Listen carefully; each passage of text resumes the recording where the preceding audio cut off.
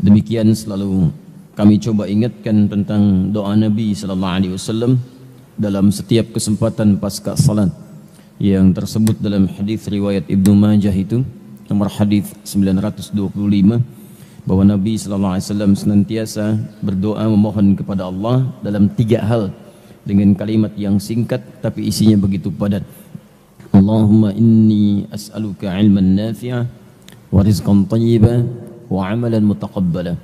Ya Allah, hamba memohon kepadamu agar engkau menganugerahkan ilmu yang bermanfaat, rizki yang halal dan baik, kemudian penerimaan amalan yang diterima.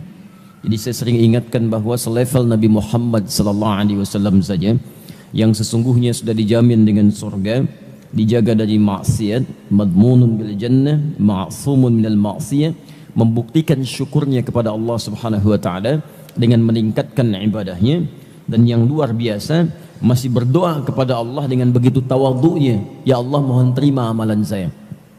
Karena itu seringkali kita bertanya, siapa kita yang bukan seorang nabi, juga bukan seorang rasul, belum ada jaminan bagi kita yang kuat untuk masuk surga, dan kita bukan orang yang maksum dari maksiat, bukan terjaga dari maksiat. Maka kita harus lebih serius dibandingkan dengan orang-orang terdahulu dalam mendekat kepada Allah Subhanahu wa taala.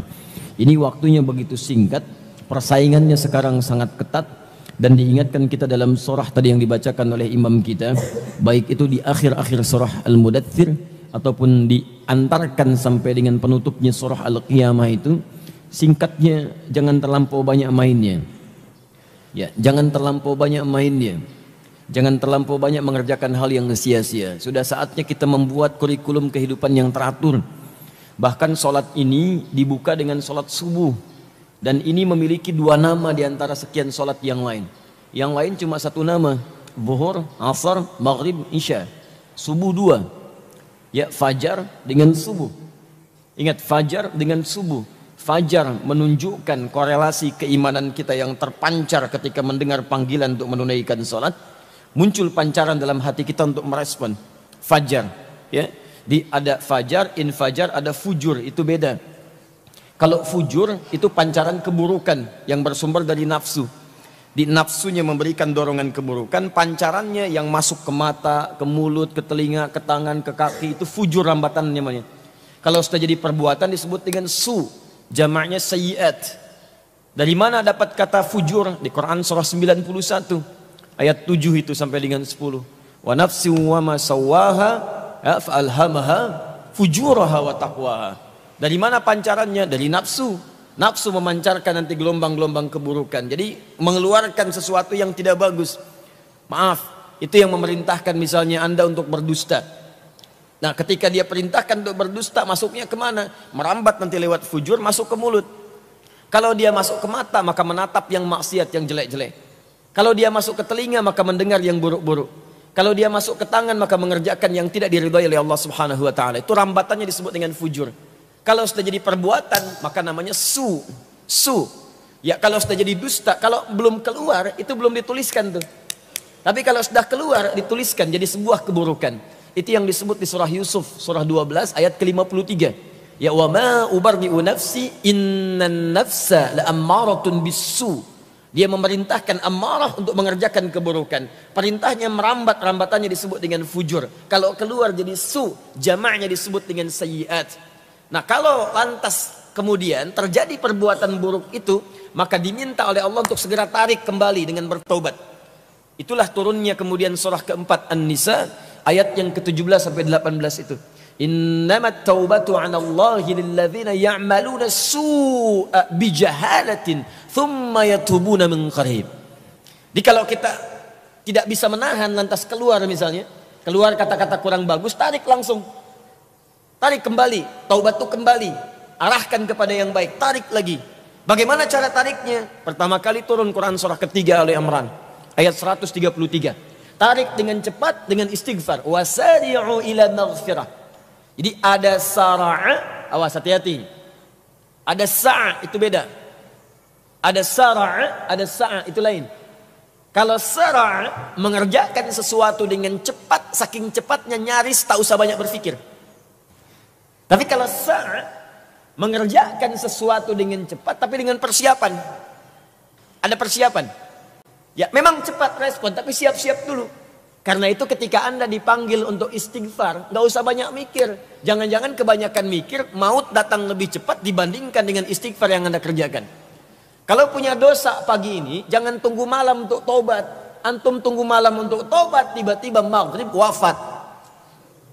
Tapi ketika Anda mengerjakan Jumat, kalimatnya bukan sara'a, tapi menggunakan kata sa'.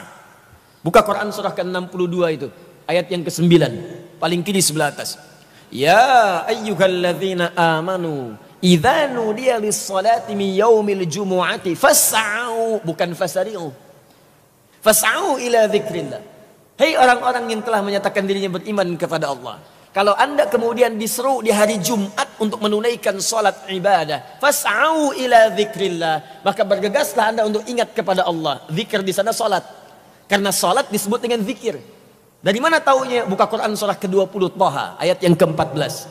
Allah menyebut kepada Musa alaihi salam untuk menetapkan Allah sebagai Rabb, menyembahnya dan tunaikan bukti penyembahan itu dengan salat, disebut zikir. Kata Allah, innani anallah la ilaha illa ana fa'budni wa aqimis salata li dzikri wa aqimis salata li dzikri. Musa, saya Allah, tidak ada Tuhan selain saya. Awas, hati-hati, la-nya nafi, la ilaha illa ana, tidak ada Tuhan selain saya. Ini kalimat pertama menunjukkan makna uluhiyahnya, ketuhanan Allah. Yang kedua, makna ilah itu menunjuk pada ubudiyah. Ya fa'budni. Jadi kalau Anda sudah mengatakan Allah Tuhan saya, maka Anda pun berkomitmen untuk menyembahnya. Oh, hati-hati nih. Orang yang mengatakan asyhadu an la ilaha illallah, tidak cukup dengan mengatakan saya muslim, percaya dengan Allah. Anda dituntut membuktikan kepercayaan dan keyakinan itu dengan pembuktian penyembahan kepada Allah. Makanya ketika Allah mengatakan kepada Musa, saya Tuhan, kamu harus yakin saya Allah, tapi tidak cukup meyakini saya sebagai Allah. Fa'budni, buktikan keyakinanmu dengan menyembah saya. Bagaimana caranya? Wa aqimis shalah. Pertama, ibadah yang paling pokok, tunaikan salat. Jadi kalau ada orang bersyahadat mengaku muslim tapi tidak mau salat, ini menunjukkan ada masalah dalam syahadatnya. Karena nama Allah tidak sekedar menunjuk pada aspek ketuhanannya, tapi juga ubudiyah, pembuktian penyembahan kepada Allah Subhanahu wa taala. Wa aqimis salata lidzikri. Tunaikan salat sebagai zikir kepada saya. Di surah Quran surah Al-Jumu'ah disebut kita fas'au ila dzikrillah. Kalau sudah tiba hari Jumat, cepat-cepat siapkan diri untuk menunaikan salat Jumat sebagai zikir kita kepada Allah. Kalimatnya bukan menggunakan kata wasari'u atau fasari'u, tapi kalimatnya menggunakan fas'au. Bersegera di sana, siap-siap mandi dulu, siapkan wewangian. Di kalau waktu Jumatnya misal, alhamdulillah 11.58, ya antum siap-siap dari jam 11, siap-siap dari setengah 11. Bahkan malamnya siapkan di pakaian untuk Jumat. Ini wewangiannya. Saya mau Jumatan di masjid mana? Jarak dari kantor rumah saya ini ke masjid sekian. Jam berapa saya berangkat? Tiba untuk mengejar saf yang pertama. Keberkahannya banyak. Ada rizki, ada terkabulnya doa, ada macam-macam, ada ketenangan, ada pengabulan segala hal yang dimintakan, ada semuanya. Makanya saking pentingnya dan manfaatnya Jumat itu diminta antum bersegera. Bukankah kalau ada pengumuman mengatakan kepada Anda, di Masjid Al-Azhar besok ini akan ada pembagian bonus. Bonus untuk setiap yang datang ngambil saf pertama, masing-masing mendapatkan 10 juta. Kalau jamnya ditetapkan 11.58, pembagian jam 12 ya, untuk saf pertama aja 50 orang pertama. Saya tanya, antum datang jam berapa? 98, nggak akan kebagian, nginep antum di masjid. Kenapa? Karena antum tahu banyak hal yang didapatkan. Nah, ini kebanyakan orang Jumatan itu tidak mempelajari dulu apa keutamaan Jumat. Karena dia tidak mempelajarinya, maka dorongan motivasinya itu agak kurang untuk datang dan mengejar keutamaannya. Itu persoalannya. Padahal Jumat itu nanti diiringi dengan kalimat-kalimat yang indah. Ada kalimat tentang rizki. Awas. Wallahu khairur raziqin di ayat ke-11-nya. Ada kalimat nanti penyandingan dengan munculnya banyak relasi, ayat ke-10-nya. Ada banyak hal yang mungkin kita bahas di lain kesempatan, tapi saya ingin tunjukkan apa yang dibacakan oleh imam tadi. Jangan banyak kita kemudian hidup mengisi kehidupan di muka bumi ini dengan mengerjakan hal yang sia-sia. mulai sekarang petakan kehidupan dengan lebih baik. Anda mesti tahu apa yang mau dikerjakan di hari ini.